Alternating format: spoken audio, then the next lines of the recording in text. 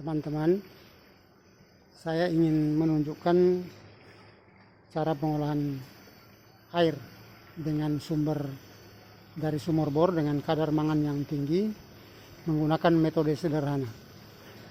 Jadi yang pertama, air dari sumur bor dialirkan ke dalam kolam dengan metode aerasi supaya terjadi kontak oksigen dan terjadi oksidasi antara mangan dan kandungan besi yang ada di dalam air teroksidasi di dalam kolam. Jadi metode aerasinya sederhana dengan membuat bentuk kolam yang memungkinkan terjadi aerasi, di antaranya juga dengan cara mengalirkan melalui saluran yang sederhana.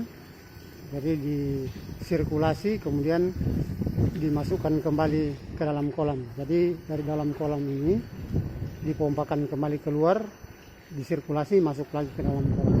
Nah, setelah terjadi oksidasi di dalam kolam, air ini kemudian diolah dengan metode sederhana, yaitu sand filtration atau saringan pasir dengan menggunakan saringan pipa yang alat atau media pipa dengan media pasir. Sebelumnya saya tunjukkan bahwa hasil oksidasi mangan, maka dia akan terbentuk endapan mangan seperti ini, kehitam-hitaman. Jadi dan ini jumlahnya sangat banyak yang akan terbentuk dalam proses oksidasi. Ini sebabnya ketika kita memiliki sumber air yang mengandung mangan kemudian tidak dilakukan oksidasi terlebih dahulu, maka kandungan atau endapan mangan ini dia akan menyumbat sistem perpipaan dan tidak akan menjadi hitam di dalam pipa dan airnya tidak akan terolah dengan baik. Nah, oleh karena itu saya menerapkan metode sederhana ini. Jadi dari kolam, jadi kolam ini memang dilepas ikan, tapi tujuannya bukan kolam ikan, tapi tujuannya adalah untuk oksidasi sehingga terbentuk oksidasi di dalam kolam ini. Nah, selanjutnya air ini dipompakan dan dimasukkan ke dalam media saringan yang bentuknya seperti ini. Ini yang pertama adalah saringan dengan media pasir yang berbeda. Pertama pasir laut. Ini pasir laut dan hasil saringannya di atas, teman-teman bisa lihat dengan alirannya itu. Kemudian ini pasir gunung, pasir yang biasa dibuat bahan bangunan. Ini hasilnya, hasil filtrasinya. Dan kemudian ini adalah jenis media pasir dari sungai. Jadi tujuan membedakan pasir ini adalah agar supaya ketika di lingkungan masyarakat tidak memiliki satu jenis pasir, maka bisa menggunakan jenis pasir yang lain. Nah, kemudian rancangan berikutnya adalah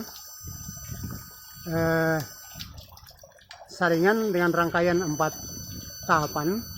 Ini dengan ketebalan media 50 cm. Jadi outletnya atau tempat pengambilannya adalah di saringan keempat. Nah, dari hasil filtrasi ini kita bisa melihat seperti ini hasilnya. Jadi karena tahapannya panjang, maka dia hasilnya semakin jernih. Kemudian di dalam riset saya ini ada beberapa tahapan saringan yang saya buat dengan variasi ketebalan media yang berbeda-beda, dan teman-teman sendiri bisa melihat bagaimana hasil yang saya tampung di botol bekas kemasan air mineral seperti yang teman-teman lihat.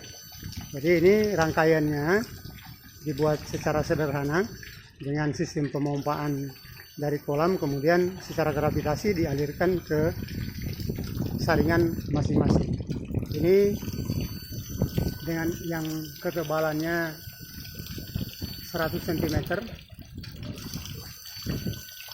dengan hasil penyaringan seperti di atas tadi, dan kemudian ini adalah ketebalan 80 cm dan ini adalah ketebalan 60 cm, dan yang terakhir ini adalah ketebalan 40 cm.